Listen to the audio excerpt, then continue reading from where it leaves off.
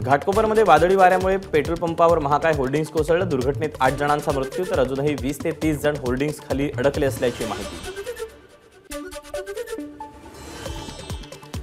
घाटकोपरमध्ये घटनास्थळी सीआयएसएफचे जवान तैनात। रेस्क्यूमध्ये काही अडथळा निर्माण होऊ नये यासाठी सीआयएसएफ जवानांचा बंदोबस्त। घाटकोपरच्या घटनास्थळी एनडीआरएफच्या मदतीला डॉग स्क्वॉड। लोखंडी ढिगाऱ्याखाली अडकलेल्या लोकांना श्वान पथकाच्या माध्यमातून त्यांचा शोध घेण्यात येतोय। घाटकोपरमधील पंपावरील दुर्घटनेची मुख्यमंत्र्यांकडून पाहणी। तात्काळ होल्डिंग्स हटवण्याच्या मुख्यमंत्र्यांच्या सूचना। घाटकोपरमध्ये होल्डिंग्स पडून झालेल्या दुर्घटनेतील मृतांच्या नातेवाईकांना मुख्यमंत्र्यांकडून 5 लाखांची मदत जाहीर तर जखमींच्या उपचाराचा खर्च सरकार करणार, मुख्यमंत्र्यांची माहिती। मुंबईत घाटकोपरमधील दुर्घटनेनंतर अनधिकृत होल्डिंग्सवरील मुख्यमंत्र्यांचे कारवाईचे आदेश। होल्डिंग्सवरील स्ट्रक्चरल ऑडिट होणार। एबीपी माझाला मुख्यमंत्र्यांची एक्सक्लुझिव्ह प्रतिक्रिया। उपमुख्यमंत्री देवेंद्र फडणवीसांकडून घाटकोपरच्या दुर्घटनास्थळाची पाहणी। मुंबईतल्या सर्व होल्डिंग्सचं ऑडिट केलं जाणार, देवेंद्र फडणवीसांची माहिती। घाटकोपर दुर्घटनेप्रकरणी पंतनगर पोलीस ठाण्यात गुन्हा दाखल। होल्डिंग्स कंपनी मालकाविरोधात 304 कलमांतर्गत गुन्हा दाखल। घाटकोपर होल्डिंग्स दुर्घटनेनंतर त्याच परिसरातील इतरही 3 अनधिकृत होल्डिंग्सवर कारवाई करून पालिका होल्डिंग्स काढून टाकणार। घाटकोपरची घटना अतिशय दुर्दैवी, संबंधितांवर कठोर कारवाई केली जाणार, मुंबई पोलीस आयुक्त विवेक फणसाळकर यांची माहिती। होल्डिंग्स दुर्घटना दुर्दैवी, याची चौकशी झाली पाहिजे, आदित्य ठाकरेंची घाटकोपर दुर्घटनेवर प्रतिक्रिया। घाटकोपर दुर्घटनेतील दोषींवर मनुष्यवधाचा गुन्हा दाखल करा, राष्ट्रवादी मुंबई युवक काँग्रेसचे अध्यक्ष अमोल मातेले यांची मागणी। वादळी वाऱ्यामुळे वडाळ्यात पार्किंग टॉवर कोसळला। घटनेत अनेक जण जखमी तर काही गाड्यांचं नुकसान। मुंबईत सुरू असलेल्या पावसाचा विमान सेवेवरही परिणाम। अनेक उड्डाणं जवळच्या विमानतळांवर वळवण्यात आली।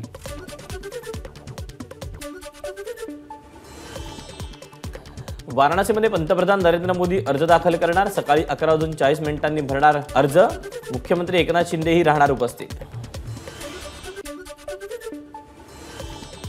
लोकसभेच्या 4थ्या टप्प्यात देशात एकूण 63% मतदान।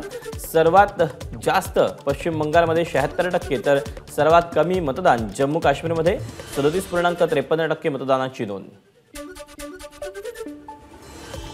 राज्यातील 11 मतदारसंघात 4थ्या टप्प्यातील मतदान संपन्न। आतापर्यंत राज्यात 59.64% मतदान।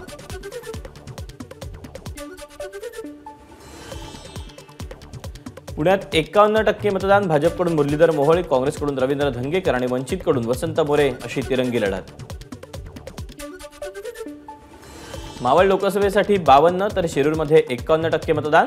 शिरूरमध्ये राष्ट्रवादीचे शिवाजीराव आढळराव आणि शरद पवार पक्षाचे अमोल कोल्हे आमनेसामने तर मावळमध्ये शिवसेनेचे श्रीरंग बारणे आणि ठाकरे गटाचे संजोग वाघेरे रिंगणामध्ये।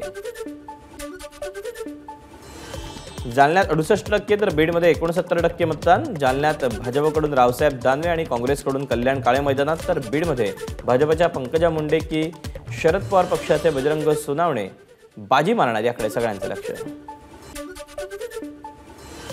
छत्रपती संभाजीनगरमध्ये 60.73% मतदान। शिवसेनेचे संदीपान भुमरे की ठाकरे गटाचे चंद्रकांत खैरे बाजी मारणार, याकडे लक्ष। जळगावात 52.65% तर रावेरमध्ये 61.36% मतदान। जळगावात भाजपच्या स्मिता वाघ आणि ठाकरे गटाचे करण पवार यांच्यात लढत तर रावेरमध्ये भाजपकडून रक्षा खडसे आणि शरद पवार गटाकडून श्रीराम पाटील मैदानात। नंदुरबारमध्ये 67.12% तर शिर्डीत 61.13% मतदान। नंदुरबारमध्ये भाजपकडून हिना गावित आणि काँग्रेसकडून गोवाल पाडवी यांच्यात लढत तर शिर्डीत सदाशिव लोखंडे आणि भाऊसाहेब वागचौरे यांच्यात थेट लढत। अहमदनगरमध्ये 62.76% मतदान। भाजपचे सुजय विखे आणि शरद पवार पक्षाचे निलेश लंके निवडणुकीच्या रिंगणात। 2029च्या निवडणुकीचं नेतृत्व देखील मोदीच करतील. एबीपी माझाला दिलेल्या मुलाखतीत गृहमंत्री अमित शहा यांचं मोठं विधान. महाविकास आघाडीचे उमेदवार भारती कांबडी यांच्या प्रचारानिमित्त उद्धव ठाकरेंच्या जाहीर सभेचं आयोजन. संध्याकाळी 5 वाजता वसईत होणार सभा. बंगालमध्ये 30 कमळं फुलतील, वसईच्या सभेत अमित शहांचा दावा.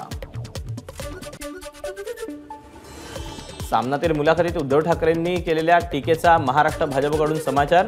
डोक्यावर परिणाम झालेल्या उद्धव ठाकरे गरळ ओकतायत. भाजपच्या ट्विटर हँडलवरून ठाकरेंवर टीका.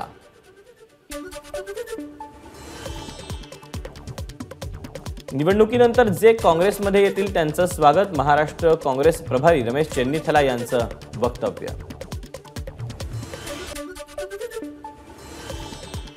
काँग्रेसमध्ये अस्वस्थ वातावरण. काँग्रेस पक्ष आर्थिक आणि सामाजिक दृष्ट्या देशासाठी घातक. भाजप युवा मोर्चाचे राष्ट्रीय अध्यक्ष तेजस्वी सूर्या यांची टीका.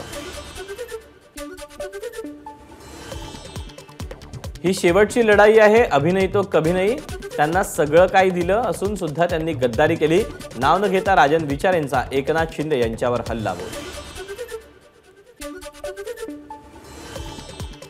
संजय राऊतांनी शरद पवारांची सुपारी घेतली. मनसेच्या संदीप देशपांडेंचं राऊतांना प्रत्युत्तर. आम्ही संजय राऊतांवर बोललो तर त्यांनी सुपारी गिळताही येणार नाही आणि बाहेरही काढता येणार नाही. संदीप देशपांडेंचं राऊतांवर हल्लाबोल. बारामती मतदारसंघाचं ईव्हीएम मशीन ठेवलेल्या ठिकाणचं सीसीटीव्ही बंद. हा हलगर्जीपणा. तर या प्रकरणाची माहिती मागवल्याची रोहित पवारांची प्रतिक्रिया. 50,000हून अधिक मतांनी निवडून येईल. रवींद्र धंगेकरांना विजयाचा विश्वास. तर भाजपचा बालेकिल्ला असलेल्या कोथरूडमधून आपल्यालाच मताधिक्य मिळेल, धंगेकरांना विश्वास.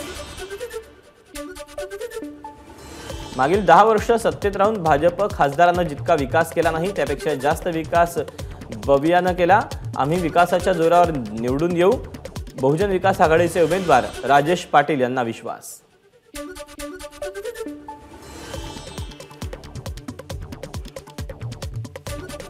मावळच्या मतदानात पावसाचं विघ्न. कर्जतमध्ये मतदानाला 2 तास उरलेले असताना बत्ती गुल. त्यामुळे या ठिकाणी फेरमतदान घेण्याची महायुतीचे उमेदवार श्रीरंग बारणेंची मागणी.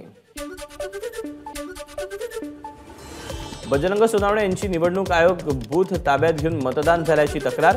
20 गावात फेरमतदान घेण्याची मागणी. पोलीस कर्मचारी 1 नंबरचे बटन दावा असं सांगत असल्याचा ग्रामस्थांचा आरोप.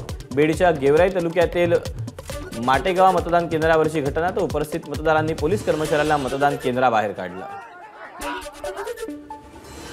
मावळ लोकसभेत ईव्हीएम मशीनची मांडणी चुकीच्या पद्धतीने केल्याचा आरोप करत ठाकरे गटाच्या शहराध्यक्षांचा गोंधळ. पोलिसांकडून सरकारी कामात अडथळा आणण्याचा प्रयत्न केल्याप्रकरणी गुन्हा दाखल.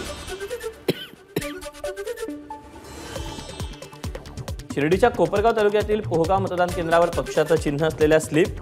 ठाकरे गटाच्या भाऊसाहेब वागचौरेंचा आक्षेप. चिन्ह असलेल्या स्लिप मतदान केंद्रात नेऊ न देण्याची वागचौरेंची मागणी.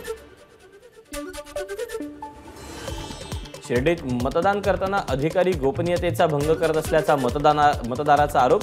मतदाराच्या तक्रारीची प्रशासनाकडून दखल. मुख्य निवडणूक अधिकारी बाळासाहेब कोळेकर यांनी दिले चौकशीचे आदेश. बीडच्या गंगा मसला परिसरात अज्ञातांकडून नाभिक समाजाच्या 4 दुकानांची तोडफोड. प्रीतम मुंडे यांची दुकानांना भेट. राजकीय द्वेषातून तोडफोड केल्याचा प्रीतम मुंडेंचा आरोप.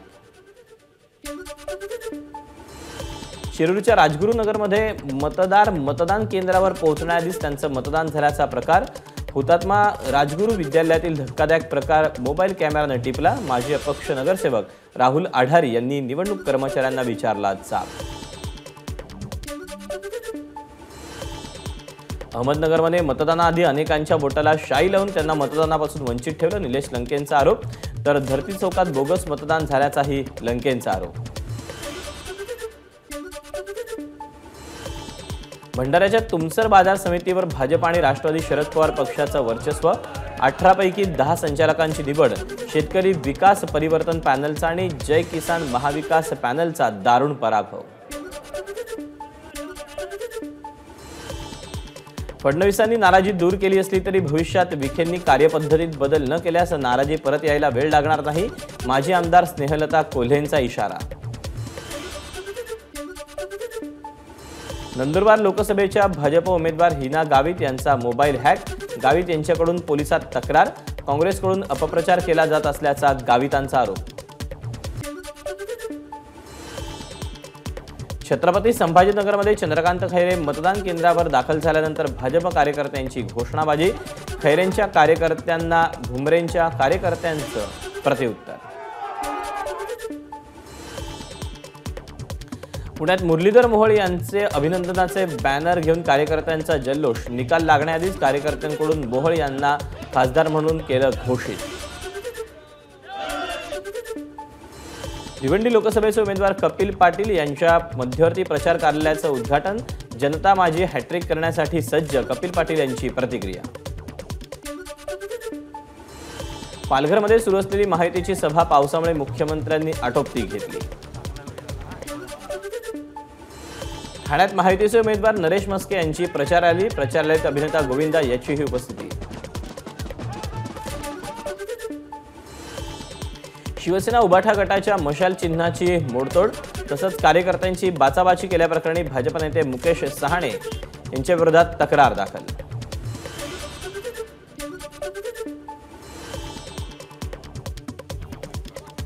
घाटकोपरमधील दुर्घटनास्थळी किरीट सोमय्या आणि अतिरिक्त पोलीस आयुक्त महेश पाटील यांच्यात वाद, सोमय्या यांना वारंवार घटनास्थळून बाहेर जायला सांगितल्यानं बाचाबाची झाल्याची माहिती. संजय दिना पाटील आणि मिहिर कोटेचा यांच्यात वाद, घाटकोपरमधील दुर्घटनास्थळी दोघांमध्ये वाद झाल्याची माहिती. अहमदनगर, पुणे, नाशिक आणि सांगली जिल्ह्यात वादळी वाऱ्यासह पावसाचा इशारा, तर मराठवाड्यात देखील गारपीट होण्याची शक्यता. मुंबईसह उपनगरात पावसाच्या जोरदार सरी, दक्षिण मुंबईत वादळी वाऱ्यासह पाऊस, पावसामुळे वाहतुकीचा वेग मंदावला. रत्नागिरीच्या लांजा तालुक्यात अवकाळी पावसाची हजेरी, आंबा पिकाला पावसाचा फटका.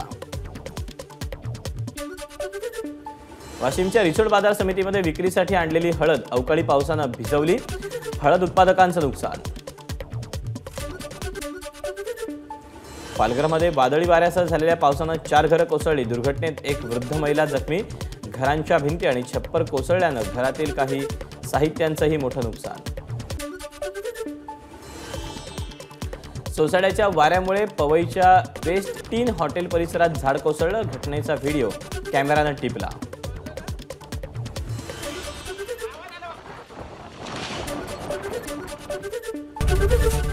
एबीपी माझा, उघडा डोळे बघा नीट.